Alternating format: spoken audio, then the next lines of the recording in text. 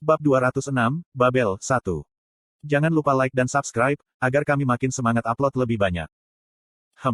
Pada hari dia bersiap untuk meninggalkan penginapan tempat dia tinggal selama 3 hari terakhir, Eugene harus berkedip beberapa saat ketika dia melihat bagaimana Christina telah tiba di depan pintunya. Itu bukan kunjungan mendadak. Karena Eugene telah memutuskan untuk meninggalkan Yuras dan kembali ke perkebunan Leonhard hari ini, dia telah memberitahu Christina untuk datang ke penginapannya sebelum tengah hari. Tapi bukankah kamu memiliki terlalu banyak barang bawaan? Setelah merenungkan apa yang harus dia katakan selama beberapa saat, Eugene akhirnya melontarkan kata-kata ini. Dia tidak hanya mengatakan ini tanpa alasan. Barang bawaan Christina memang cukup banyak. Dia punya 1, 2, 3, 4 koper perjalanan sebesar dirinya. Eugene menghela nafas dan menggelengkan kepalanya, mengapa kamu mengemas begitu banyak sampah? Itu semua yang saya butuhkan, jawab Christina dengan serius. Eugene melirik celah terbuka di salah satu kopernya. Melalui celah itu, dia melihat jubah klerikal dan barang-barang lain yang sepertinya dijejalkan secara acak. Sepertinya dia tidak membeli sesuatu yang baru, sebaliknya, dia sepertinya telah mengemas semua yang telah dia gunakan. Kapan kamu punya waktu untuk mengemas semuanya? Eugene bertanya dengan tidak percaya. 2 hari yang lalu, saya menyewa seseorang untuk pergi ke Katedral Tresia, mengemas semua barang pribadi saya, dan mengambilnya untuk saya, ungkap Christina. Eugene berargumen, apakah Anda benar-benar perlu membawa semua barang yang telah Anda gunakan di sana? Kamu bisa membeli item baru saat kita sampai di sana. Saya tidak ingin berhutang budi lagi kepada Anda, Sir Eugene, jawab Christina dengan wajah penuh tekad. Mulai hari ini, aku akan sepenuhnya mandiri dari Yuras. Sebelumnya, saya menggunakan kartu uskup yang dikeluarkan oleh Tahta Suci dan kartu Sergio Rogeris, tetapi mulai sekarang, saya tidak akan menggunakannya lagi. Oh, kenapa tidak? Karena jika saya terus bergantung secara finansial pada mereka, itu bukanlah kemerdekaan sejati. Dengan kata lain, saya saat ini tidak punya uang dan menganggur. Yah, baiklah. Baik klan Leonhard dan aku punya banyak uang, jadi jika kamu butuh sesuatu. Tuan Eugene, Christina memotongnya sekali lagi saat dia menatap Eugene melalui mata menyipit. Bukankah aku baru saja mengatakannya? Saya tidak ingin berutang lagi kepada Anda, Sir Eugene. Karena itu, saya perlu membawa semua barang bawaan ini. Kalau begitu, apakah itu berarti kamu tidak menginginkan kamar di rumah Leonhard?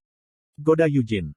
Tuan Eugene, jika Anda ingin saya berkemah di taman dan diselimuti oleh embun pagi yang dingin, maka dengan senang hati saya akan melakukannya, kata Christina dengan percaya diri. Pada akhirnya, bukankah itu berarti dia memang menginginkan kamar?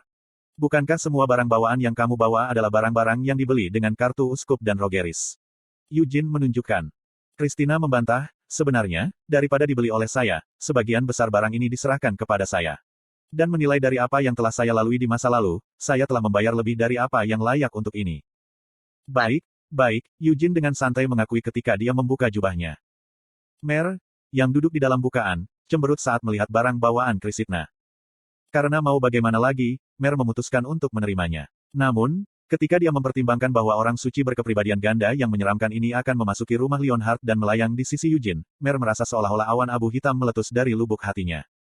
Mer menghela nafas, kamu benar-benar orang bermuka 2, 1. Mengapa bahkan mengatakan bahwa Anda tidak ingin berhutang lebih banyak ketika Anda muncul di rumahnya tanpa uang sepeser pun dan mencari tempat tinggal? Aku tidak punya uang sekarang, tapi jika aku menggunakan kemampuanku, aku bisa menghasilkan uang sebanyak yang aku mau, bukan? Kata Christina menantang saat dia balas menatap Mer, matanya sedikit terbuka karena geli. Aku sadar bahwa tidak ada pendeta yang tinggal di perkebunan klan Leonhard. Meskipun Anda memiliki penyembuh yang sangat baik dan persediaan ramuan yang bagus untuk menggantikannya, sihir penyembuhan High Priest adalah keajaiban yang melampaui batas obat dan sihir biasa. Itu, Mer terdiam, tidak dapat menyangkal hal ini. Saya berani mengatakan bahwa tidak ada pendeta lain di era saat ini yang lebih ahli dalam sihir penyembuhan daripada saya. Jika seseorang seperti saya bersedia mempercayakan diri saya ke klan Leonhard dengan imbalan kemampuan saya, maka Patriark Leonhard pasti bersedia membayar harganya, kata Christina dengan percaya diri. Mer mengerang dengan cemas, Christina mendengus, meskipun benar aku tidak punya uang saat ini, aku tidak punya niat untuk bertindak seperti seseorang yang menggunakan tubuh kecilnya sebagai senjata untuk dengan berani meminta makanan dan permen. Apa yang kamu katakan? Mer tergagap saat api kembar menyala di matanya. Aku tidak pernah melakukan hal seperti itu. Bahkan, saya selalu membantu. Meskipun sepertinya Lady Christina tidak terlalu mengenalku, aku selalu membantu sihir Sir Eugene. Christina memotongnya, aku tidak pernah mengatakan bahwa kamu adalah orang yang melakukan perilaku tidak tahu malu seperti itu, jadi mengapa kamu bereaksi begitu kasar? Tuan Eugene, aku sangat membenci wanita ini. Mer berteriak saat dia naik ke dada Eugene dengan ekspresi menangis. Eugene menarik napas dalam-dalam ketika dia memikirkan tentang apa yang mungkin ada di masa depannya. Dia menghela nafas, jangan berkelahi. Christina bertindak tidak bersalah, ya ampun, pertarungan apa? Saya baru saja menjawab pertanyaan Lady Mare. Mare dengan cepat mengadu padanya, wanita itu menatapku dan menyebutku parasit yang tidak tahu malu. Cobalah bergaul, Eugene dengan linglung membujuk ketika dia menepuk punggung Mare dan menyimpan barang bawaan Christina di dalam jubahnya. Bagaimana dengan Tuan Raphael? Bukankah dia datang untuk mengantarmu pergi? Saya memohon padanya untuk tidak melakukan itu. Karena rumor yang tidak berguna sudah beredar, tidak ada hal baik yang akan terjadi jika dia melakukannya, ungkap Christina. Jadi itu sudah terjadi. Yah, bagaimanapun juga, rumor akan mulai terbang, kata Eugene sambil mengangkat bahu. Awalnya, pada hari raya Anise, dimaksudkan untuk mengumumkan bahwa Christina telah lulus dari kandidat suci menjadi orang suci sepenuhnya. Namun, Christina telah menolak pengakuan kepausan, dan paus serta Kardinal Besara telah menerimanya. Jadi, pada akhirnya, Christina Rogeris tetap menjadi calon suci di mata dunia. Namun, di era saat ini, Christina adalah satu-satunya kandidat suci di Yuras. Bahkan jika dia belum secara resmi dinyatakan sebagai orang suci, semua warga Yuras menganggap Christina sebagai orang suci. Jadi untuk Christina bahkan dicurigai meninggalkan Yuras dan bersumpah pada klan Leonhard dari Kiel, sebuah negara asing, akan menghasilkan rumor yang sangat berdampak yang tidak mungkin disembunyikan. Ya, itu memang benar, Christina mengangguk perlahan. Kereta yang telah mereka pesan sebelumnya telah menunggu mereka di luar penginapan. Tujuan mereka berikutnya adalah gerbang warp di pinggiran Eurasia. Mereka harus bisa tiba di rumah Leonhard paling lambat malam ini. Aku sudah menyiapkan dalih, lapor Christina. Dalih apa? Tanya Eugene. Saya dapat mengklaim bahwa saya menemani Anda untuk merawat para elf yang berada di bawah perlindungan Leonhard, jelas Christina. Bukankah banyak dari mereka yang menderita penyakit iblis? Itu hanya akan berfungsi sebagai dalih sampai batas tertentu. Eugene juga sangat menyadari bahwa penyakit iblis elf tidak dapat disembuhkan. Bahkan Saint Anise tidak dapat memurnikan elf dari penyakit iblis. Satu-satunya hal yang dapat menghentikan dan meringankan penyakit iblis adalah pengaruh spiritual pohon dunia. Segala macam kekhawatiran mulai bermunculan di benak Eugene. Meskipun ini mungkin tampak jelas, Eugene belum memberitahu Leonhard bahwa dia akan membawa Christina bersamanya. Mencoba menjelaskan berbagai hal melalui surat akan sulit dan canggung, jadi dia hanya berencana untuk membawanya dan menjebaknya di ruangan kosong. Saya tidak berpikir Patriark akan memiliki keluhan, tapi Christina bahkan mengemukakan alasan yang masuk akal atas kehadirannya. Masalahnya adalah ini tidak terjadi hanya sekali atau dua kali. Dia telah membawa Laman Sulhof bersamanya dari Nahama. Dia telah membawa lebih dari 100 elf bersamanya dari Samar. Kemudian dia membawa Mer kembali bersamanya dari Arot. Dan sekarang dia akhirnya membawa Christina kembali bersamanya dari Yuras. Gilead mungkin tidak banyak bicara tentang itu, tetapi Ancila mungkin mencoba mencengkeram kerahnya. Tidak, setelah dipikir-pikir, dia mungkin mengabaikannya tanpa protes. Eugene sangat menyadari bahwa Ancila ternyata sangat manusiawi dan berhati lembut. Ketika Eugene membawa 100 elf kembali bersamanya dari Samar tanpa memberi mereka peringatan sebelumnya, Ancila cukup marah untuk menghancurkan kipasnya sendiri di tangannya. Namun, pada akhirnya, dia masih mempersembahkan hutan perkebunan karena kasihan pada para elf. Setelah beberapa bulan, berkat bibit pohon dunia yang telah ditransplantasikan Eugene, alih-alih memburuk, penyakit iblis mereka menunjukkan tanda-tanda perbaikan. Tetap saja, Ancila, yang tidak mengetahui fakta ini, terkadang menggunakan jalan-jalannya sebagai alasan untuk mampir ke desa elf dan menanyakan keadaan penyakit mereka kepada Signard. Jika kita memberitahu dia bahwa Christina datang untuk membantu merawat para elf. Meskipun penyembuhan adalah penyembuhan, ini bukan sembarang orang yang mereka bicarakan, ini adalah Saintess of the Holy Empire, yang akan dipercayakan Ancila untuk merawat keluarganya. Bagaimana mungkin Ancila, yang terobsesi untuk mengangkat nama Leonhard ke tingkat yang lebih tinggi, menolak tawaran seperti itu? Atau setidaknya, itulah yang dipikirkan Eugene sejauh ini. Dunia Iblis, 2. Itulah yang disebut tanah di utara sejak zaman kuno. Bahkan sekarang, kebanyakan orang di benua ini masih menyebutnya Devildom. Bahkan orang-orang yang tinggal di tanah ini tidak menyangkal fakta bahwa tempat ini adalah Devildom. Seperti arti dari namanya, ini adalah tempat tinggal para Demon Folk dan Demon King yang tak terhitung jumlahnya. Namun, makna itu telah mengalami perubahan signifikan dari apa yang terjadi ratusan tahun yang lalu. Untuk warga manusia dari Devildom of Helmut, Demon Folk adalah tetangga ramah mereka. Mereka tidak berburu dan memakan manusia tanpa pandang bulu seperti yang dikatakan dalam cerita lama, juga tidak memasang rantai pada jiwa mereka. Raja Iblis bukanlah penjahat perang yang berusaha menginjak-injak seluruh dunia di bawah kaki mereka dan menyebabkan pembantaian massal, melainkan seorang pria yang lebih baik dan bijaksana daripada raja negara biasa manapun. Raja Iblis mendengarkan permintaan warganya, melindungi mereka, dan membuat hidup mereka lebih kaya dan bahagia. Ini adalah Devildom baru, tanah peluang. Meskipun biaya untuk membeli kewarganegaraan cukup tinggi, jika seseorang benar-benar menginginkannya, itu tidak sepenuhnya terjangkau. Selain itu, sistem pendukung imigrasi Helmut sangat manusiawi, dan tergantung pada jumlah tahun kerja yang Anda setujui setelah kematian Anda, biayanya dapat dikurangi secara signifikan. Berkat ini, Orang-orang yang tinggal di negara-negara miskin di utara sering mengetuk pintu Kementerian Luar Negeri Helmut, terjebak dalam mimpi Helmut III. Kota pencakar langit, tanah peluang, ibu kota kerajaan Helmut, Pandemonium. Bangunan di kota ini lebih tinggi dari kota lain di benua ini. Alih-alih menara kastil, kota itu penuh dengan gedung-gedung tinggi dengan puluhan lantai. Pencakar langit tinggi yang tidak mungkin dibangun oleh kekuatan manusia manapun adalah bukti kehebatan Raja Iblis. Di antara pencakar langit ini ada bangunan hitam ramping yang berdiri tegak di tengah-tengah Pandemonium. Ini adalah Babel. Dengan 99 lantai, bangunan ini bukan hanya yang tertinggi di Pandemonium tapi juga yang tertinggi di seluruh Helmut. Tanpa menyembunyikan apapun, Babel adalah kastil Raja Iblis, tempat tinggal pribadi Raja Iblis penahanan, yang memerintah seluruh Helmut. Apakah tuan dari kastil Naga Iblis juga tidak hadir kali ini? Di lantai ke-90 Babel, Blade of Incarceration, Gavit Linman, berdiri dengan tangan di belakang saat dia melihat ke bawah melalui dinding kaca gedung. Jauh di bawah, dia bisa melihat hutan gedung-gedung yang, meski tidak ada bandingannya dengan Babel, masih cukup tinggi untuk disebut bangunan tinggi. Puluhan ikan, besar dan kecil, mengapung di antara bangunan. Ini adalah Airfish. Airfish yang berenang di langit Pandemonium adalah bagian dari sistem keamanan yang menjaga tingkat kejahatan Pandemonium di bawah kendali sempurna. Airfish dapat memantau seluruh kota pencakar langit ini tanpa titik buta saat mengirimkan semua yang mereka amati ke pusat kontrol Babel. Bahkan pada saat ini, puluhan lantai di pusat kontrol di bawahnya, ribuan jiwa yang telah mengontrak diri mereka sendiri menjadi pekerja post-mortem, dan ratusan demon fog, yang mengendalikan jiwa-jiwa ini, bekerja keras untuk melindungi keamanan kota dengan menggali. Gambar pemantauan yang dikirim oleh Airfish. Pintu ruang konferensi yang luas terbuka ketika seorang pria parubaya masuk dan menjawab pertanyaan Gavit sambil tersenyum. Sepertinya begitu. Saya berharap dia setidaknya mengirim pesan. Pria itu mengambil topi teratas yang dia pakai dari kepalanya, meletakkannya di atas meja, dan kemudian meletakkan tongkat yang dia pegang di pangkuannya. Staf ini memiliki warna yang mirip dengan darah beku, dan pembuluh darah yang menutupinya menggeliat seolah-olah masih hidup. Staf ini disebut Vladimir, dan bersama dengan Akasha Siena yang bijaksana, itu adalah salah satu dari hanya 2 tongkat di benua ini yang dibuat dengan hati naga. Konten iklan. Pria ini adalah satu-satunya dari 3 penyihir penahanan yang tinggal di Helmut, seorang penyihir hitam bergelar Pangeran, Edmond Codred. Dia mengelus kumisnya sambil tersenyum. Yang mulia, apakah kami satu-satunya anggota loyalty yang menghadiri pertemuan kali ini juga? Kalau sudah seperti ini, kita bahkan tidak bisa menyebutnya sebagai pertemuan yang layak, desa Edmond. Faktanya, tidak perlu menyebutnya rapat, Gavit mengoreksinya. Satu-satunya niat saya adalah dengan santai mendiskusikan pendapat kami tentang situasi saat ini. Demon Fog dan manusia memiliki indera waktu yang sangat berbeda, jadi jika kita tidak memiliki janji seperti ini, mungkin perlu beberapa dekade sebelum kita semua bertemu lagi. Edmond mengangkat bahu, jika hanya beberapa dekade, itu juga tidak masalah bagi saya. Bahkan mungkin lebih lama dari itu mungkin masih bisa diterima. Gavit bertanya, apakah kamu masih mencari hidup yang kekal? Anda seharusnya sudah dekat dengan itu. Haha, kehidupan abadi yang saya peroleh saat ini tidak lebih dari memperpanjang umur manusia saya sendiri, kata Edmond dengan acuh tak acuh.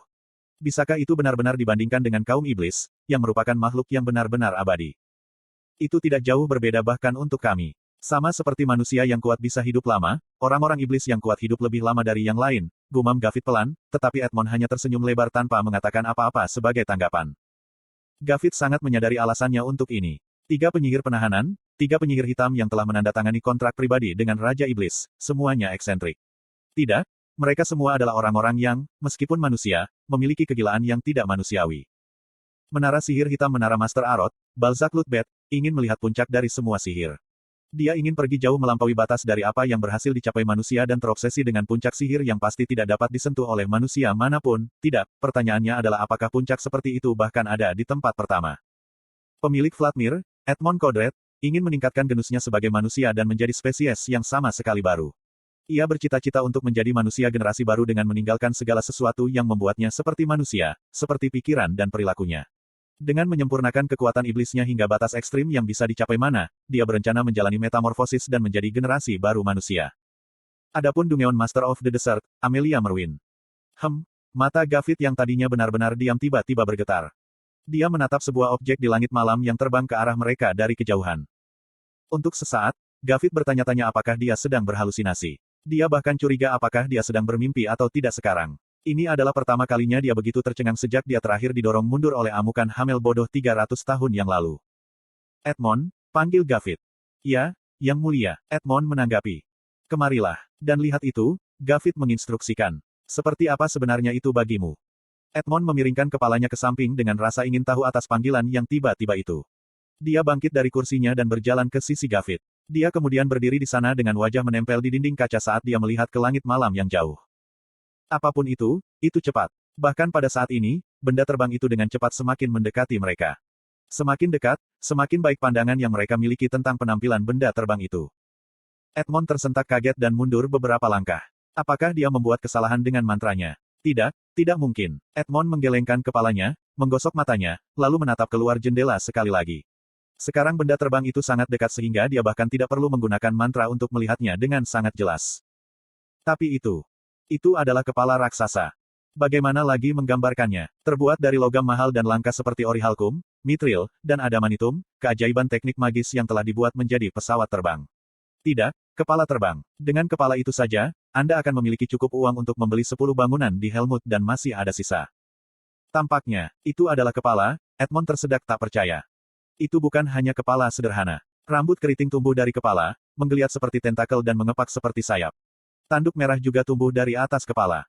Mata besar itu sama besarnya dengan kepala tempat mereka dipasang dan berkelap-kelip seolah-olah bintang telah tertanam di dalamnya. Ahahaha. Dahi terbelah. Ratu Iblis Malam, Noir Giabella, mengangkat tangannya dengan gembira dari tempatnya duduk di singgasana beludru. Noir berteriak, apa pendapatmu tentang wajah Giabellaku? Teriakannya disambut dengan diam. Awalnya direncanakan untuk ditampilkan pada upacara penyelesaian Taman Giabella. Tapi itu selesai lebih cepat dari yang saya harapkan, jadi apalagi yang bisa saya lakukan? Itu sebabnya saya memutuskan untuk menunjukkannya kepada Anda terlebih dahulu. Bukankah itu luar biasa? Noir bertanya dengan bersemangat. Edmond dan Gavit tetap tercengang. Tanpa terhalang oleh keheningan mereka, Noir melanjutkan, wajah Giabella akan menjadi maskot Taman Giabella. Wajah Giabella akan melayang di atas langit selama pagi, siang, sore, dan malam. Setiap saat, para tamu Taman Giabella akan dapat melihat wajah ini dan dipenuhi dengan cinta dan kekaguman. Tersiksa oleh nafsu mereka terhadapku, mereka akan menyia-nyiakan tabungan mereka di kasino dan bahkan menghabiskan tenaga hidup mereka. Aku malu hanya dengan melihatnya, gumam Gavit pada dirinya sendiri sambil menggelengkan kepalanya. Edmond, yang berdiri di belakang, juga terlihat seperti merasakan dorongan untuk mengatakan beberapa hal yang sebenarnya tidak mampu dia katakan. Tapi Noir tidak merasa tersinggung sedikit pun atas reaksi kering mereka. Klik. Dengan menjentikkan jarinya, ekspresi metalik dari wajah Giabella perlahan mulai berubah. Gavit dan Edmond tetap diam saat mereka melihat wajah Giabella tersenyum. Gavit sedikit takut warga Pandemonium, yang tinggal jauh di bawah, mungkin masih bisa melihat pemandangan yang memalukan ini. Senyum, Noir bernyanyi riang sambil mengangkat sudut bibirnya dengan kedua jari telunjuknya dengan senyumannya sendiri. Kemudian dia berdiri dari singgasana beledunya dan berjalan keluar dari kokpit. Klak klak klak. Karpet di lantai kokpit terbentang ke depan dengan sendirinya. Noir berjalan anggun menyusuri karpet merah dan mendekati dinding kaca. Kemudian dia dengan santai melewati kaca dan memasuki bagian dalam ruangan. Menyadari kursi kosong, sudut bibir Noir melengkung ke atas menyeringai. Jadi Tuan Istana Iblis Naga juga tidak hadir kali ini. Noir tanpa sadar mengulangi. Mau bagaimana lagi, jawab Gavit. Aku benar-benar penasaran. Berapa lama lagi Anda akan membiarkan masalah kastil Iblis Naga memburuk? Apakah tidak cukup bahwa Anda mengabaikan mereka selama 200 tahun terakhir? Tanya Noir. 200 tahun mungkin dianggap lama, tapi tidak selama itu untuk seekor naga, bantah Gavit. Bahkan jika Tuan Muda dari Istana Iblis Naga tidak cocok untuk posisinya, kita masih harus menunggu 100 tahun lagi. Dan mengapa kita harus menunggu lebih lama lagi? Noir bersikeras. Karena betapa langkanya naga iblis. Lihat di sini, Gavit, 300 tahun yang lalu, naga yang jatuh itu langka dan layak digunakan sebagai simbol kekuatan kita. Tapi bukankah keadaan sedikit berbeda sekarang? Gavit mengingatkannya, apapun zamannya, naga selalu dipandang sebagai makhluk yang agung dan mulia. Sulit untuk menyerah pada kepentingan simbolis yang datang dari keberadaan seperti itu jatuh dan dianugerahi gelar dari Raja Iblis Penahanan. 300 tahun yang lalu, naga memang ada, Noir langsung setuju. Tapi sekarang, sudah 300 tahun sejak naga menghilang bersembunyi. Apakah ada naga yang masih aktif di zaman modern ini? Bagaimanapun, naga seperti makhluk dari mitos mereka yang jauh hingga orang-orang di zaman ini. Tidakkah menurutmu, daripada simbol usang seperti itu, akan menjadi simbol yang lebih baik untuk memiliki seseorang yang telah berhasil menjadi duke saat masih menjadi manusia? Saat Noir mengatakan ini, dia menoleh ke Edmond dan menyapanya, bagaimana menurutmu, Edmond? Jika Anda menginginkannya, saya dengan senang hati akan meminjamkan Anda kekuatan saya. Anda mengerti apa yang saya coba katakan, bukan? Saya memberitahu Anda bahwa saya dengan senang hati akan merobek naga muda dari kastil Iblis Naga dengan tangan saya sendiri. Edmond dengan canggung tertawa, haha. Saya cukup berterima kasih atas tawaran itu, tapi... kenapa kamu bertingkah begitu polos, kata Noir cemberut. Aku sangat menyukaimu karena kau aneh. Bagaimana jika Tuan Istana Iblis Naga akhirnya dikalahkan, dan kita harus memilih adipati baru? Daripada salah satu markuise sialan yang mengintip di sekitarku, mencoba membuatku tetap terkendali bahkan ketika mereka bermimpi di atas stasiun mereka, kupikir akan lebih baik untuk meningkatkan kaun sepertimu untuk menjadi duke. Saya tidak tahu bahwa Anda sangat memikirkan saya, kata Edmond dengan rendah hati. Jika Anda tidak mengetahuinya sebelumnya, maka ingatlah mulai sekarang, desak Noir. Jika kamu mau, aku secara pribadi dapat mengirim pesan ke Raja Iblis Penahanan. Sebagai imbalan atas bantuan saya akan mengambil mayat naga muda untuk diri saya sendiri. Lagi pula, kamu sudah memiliki Vladimir, kan? Gavit, yang diam-diam mendengarkan percakapan ini berlangsung, menghela nafas dan melambaikan tangannya sebagai penolakan, jangan membawa hal-hal seperti itu ke penahanan Raja Iblis kita ketika dia pasti akan melarangnya. Juga, Noir, apa yang akan kamu lakukan dengan mayat naga yang membuatmu menginginkannya? Setiap bagian dari naga memiliki kegunaannya, bukan? Pertama-tama, saya berencana untuk memproses sisik, kulit, dan tulangnya untuk membuat senjata dan memajangnya sebagai hadiah untuk kasino Giabella Park, ungkap Noir, jawabannya melebihi semua imajinasi. Gavit menatap Noir, tidak bisa memikirkan apa yang harus dikatakan tentang ini. Noir hanya tersenyum bahagia menghadapi keterkejutannya. Kasino Giabella Park akan menjadi kasino terbaik di masa lalu, sekarang, dan masa depan, kata Noir dengan bangga. Pasti tidak ada tempat lain di dunia di mana senjata yang terbuat dari naga dapat ditukar dengan token kasino. Ini pasti akan menjadi fasilitas yang mengejutkan dalam banyak hal, kata Gavit akhirnya datar. Juga, hati naga akan ditransplantasikan ke wajah Giabella. Generator ajaib yang saat ini saya pasang di dalamnya sangat bagus, tetapi jika saya dapat mentransplantasikan Dragon Heart ke dalamnya, bukankah itu akan lebih menakjubkan? Kata Noir dengan keserakahan di matanya. Edmond menatap wajah Giabella yang mengambang di luar jendela dengan mata menyipit.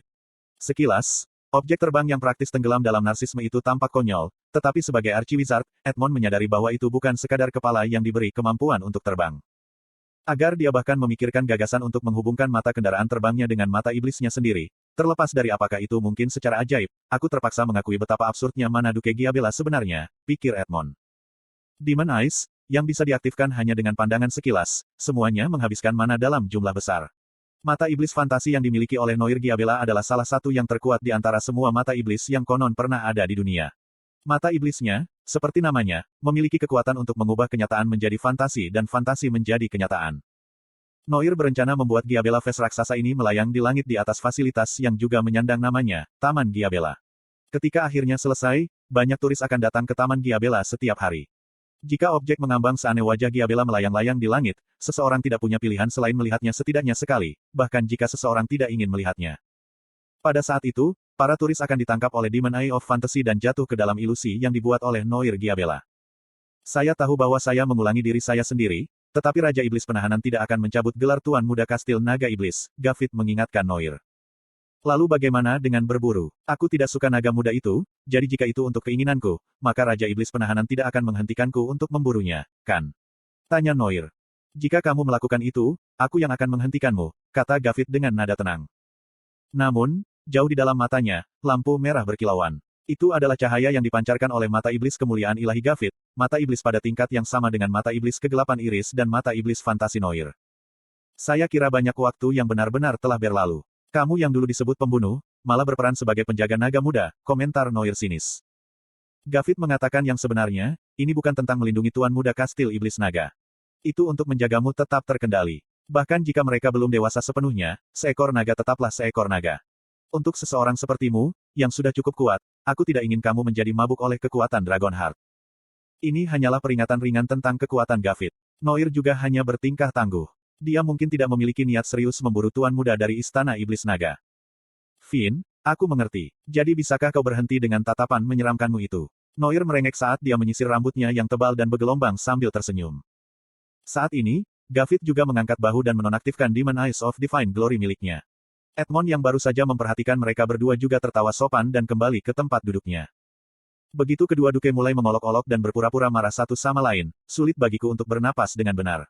Jadi tolong, mari kita bicara tentang hal lain, usul Edmond. Apakah ada sesuatu yang menarik terjadi akhir-akhir ini? Noir bertanya. Kupikir itu tergantung pendapatmu tentang apa yang dianggap menarik, kata Edmond sambil menarik tangan dari mantelnya dan mengangkatnya. Ketika tangannya dengan ringan diaduk di udara, sebuah bola keputihan seukuran dua kepalan tangan muncul di atasnya. Ini adalah jiwa manusia. Saya tidak sepenuhnya yakin akan hal ini, tapi Edmond menyentuh jiwa dengan ujung jarinya saat dia berbicara. Tampaknya pahlawan dan orang suci telah muncul. Gavit menyipitkan matanya. 1. Ungkapan asli Korea secara harfiah diterjemahkan menjadi, seseorang yang bagian depannya tidak cocok dengan punggungnya. 2. Teks aslinya menggunakan hanja untuk, Demon Territory. 3. Teks aslinya menggunakan versi bahasa Korea dari kata bahasa Inggris, dream, mungkin mengacu pada, American Dream, sebuah konsep yang digunakan untuk menarik banyak imigrasi ke AS.